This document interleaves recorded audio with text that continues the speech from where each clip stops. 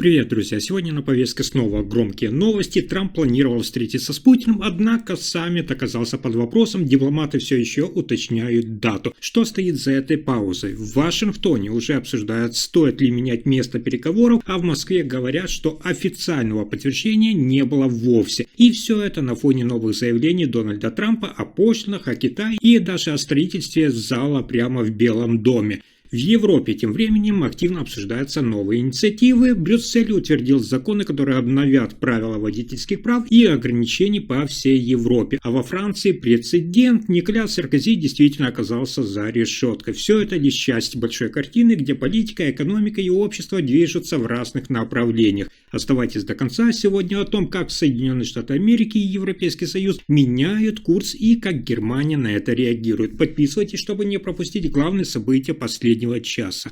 Итак, запланированный саммит между Дональдом Трампом и Владимиром Путиным может быть отложен. В дипломатических кругах появляются сигналы, что ключевые встречи между министрами иностранных дел, подготовленные шаги к саммиту, уже сталкиваются с задержками. Сообщается, что встреча госсекретаря США Марко Рубио и министра иностранных дел России Сергея Лаврова, изначально считавшаяся значимым этапом в подготовке встречи лидеров, пока остается в подвешенном состоянии. Российские дипломаты утверждают, что ничего не было официально согласовано и любые переносы еще не подтверждены. Американская сторона, в свою очередь, настаивает, что график остается в силе, но признает сложности в координации.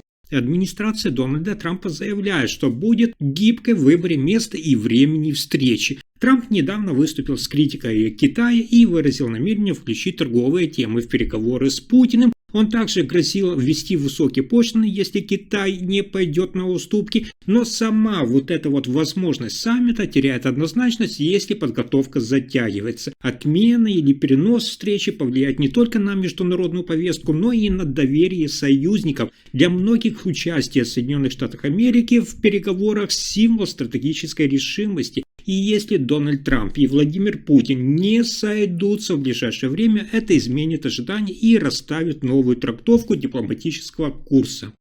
И это только начало. Президент Соединенных Штатов Америки Дональд Трамп приступил к демонтажу восточного крыла Белого дома, чтобы освободить место под строительство роскошного бального зала. В Соединенных Штатах Америки уже начались строительные работы на объекте Белого дома. Раньше Дональд Трамп обещал, что новое помещение не будет мешать историческому зданию, но строительные изменения уже стартовали. Он называет проект прекрасным залом, отделенным от основного строения, который может разместить, внимание, до 999 гостей. Стоимость проекта оценивается свыше $250 миллионов, я вам об этом уже говорил. Финансирование обещают провести за счет частных взносов и средств самого Трампа. Новая конструкция станет частью обновленного восточного крыла, того самого крыла, где размещаются офисы первой леди, кинотеатры и прием гостей Белого дома. Критики уже выразили свою обеспокоенность, обсуждая приоритеты и влияние проекта на исторический облик резиденции, а Трамп утверждает, зал будет отличным и лучшим в стране.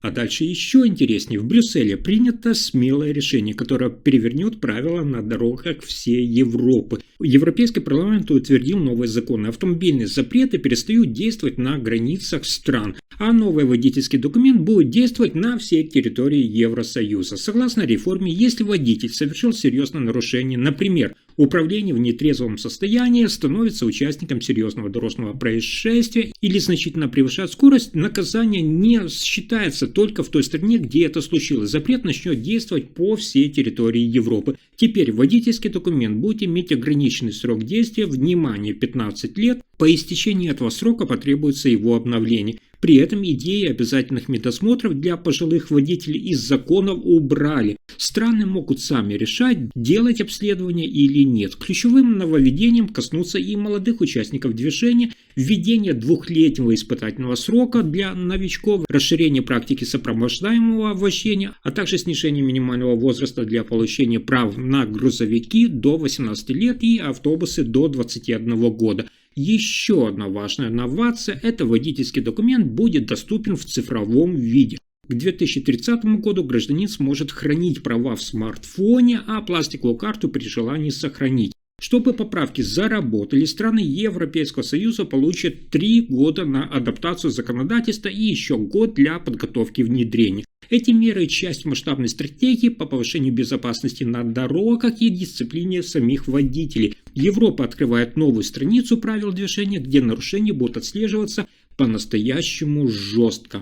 Тем временем разворачивается новая интрига. В Соединенных Штатах Америки прошли массовые акции с лозунгом «Не короли», участники которых выражали несогласие с политикой Дональда Трампа. В ответ президент прокомментировал акции, назвав их несерьезными. Цитата: «Я не король», — сказал он журналистам на борту собственного самолета, добавив, что, по его мнению, протестные акции поддержаны его политическими оппонентами. По его словам, эти протестующие не отражают позицию всех людей в стране. Он назвал демонстрации очень маленькими, очень неэффективными и заявил, что он просто работает, чтобы сделать нашу страну великой. Организаторы акции утверждают, что протесты проходили мирно и выражали несогласие с тем, как Трамп усиливает контроль в политике. Основной посыл – нет королям. Напоминание, что президент не должен действовать как монарх. Политическая дискуссия переместилась с кулуаров в публичное пространство, где сталкиваются разные взгляды и ожидания граждан.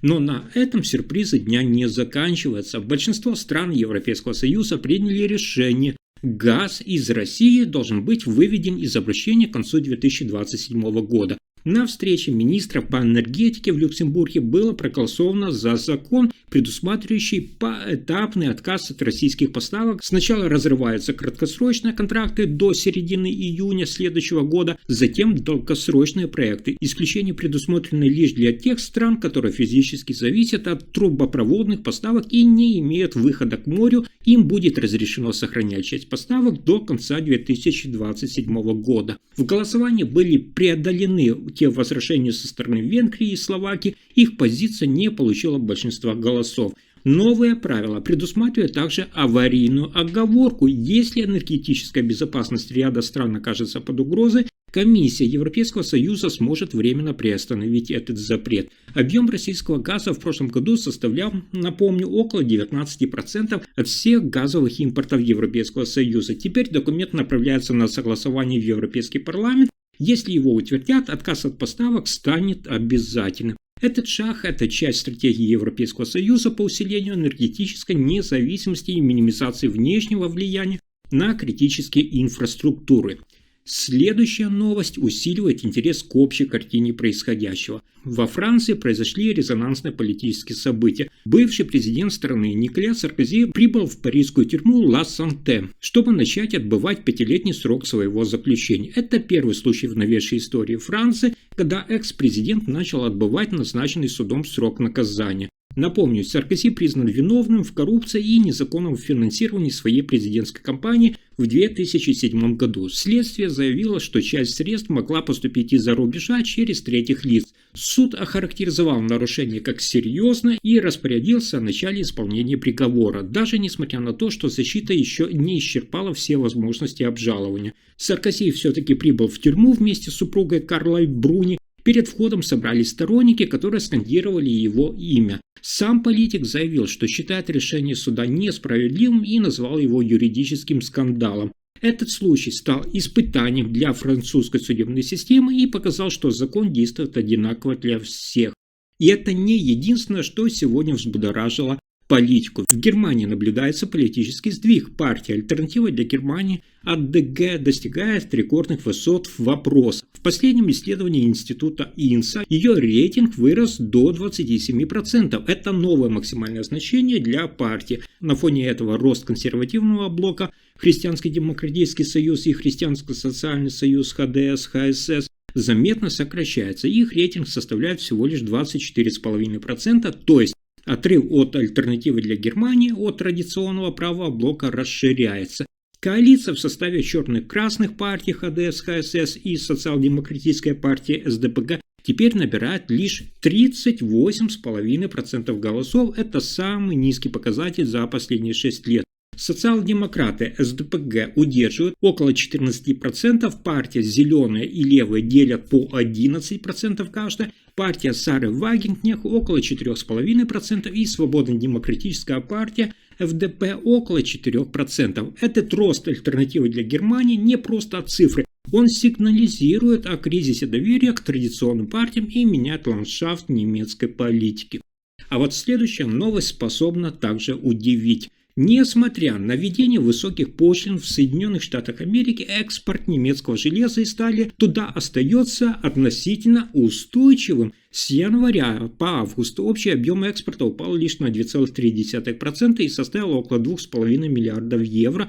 Это значительно меньше общего снижения отрасли в Германии в целом. Сопоставимые данные показывают, что общий экспорт железа и стали из Германии сократился на 4,8% до примерно 39,9 миллиарда евро. Соединенные Штаты Америки уже с марта, я напомню, применили дополнительные пошлины в 25%, а с июня увеличение составило до 50% на импорт стали, железа и товаров из них. Удивительно, именно Соединенные Штаты Америки стали одним из самых стабильных рынков сбыта для Германии. Они заняли 6-ю строчку среди основных стран-покупателей немецкого металла в 2025 году. Тем временем предприятия в Германии испытывают давление. Высокие тарифы затрудняют конкуренцию, но компании все еще находят способы адаптироваться. Этот эксперимент показывает, даже при агрессивной тарифной политике экспорт рушится не одновременно.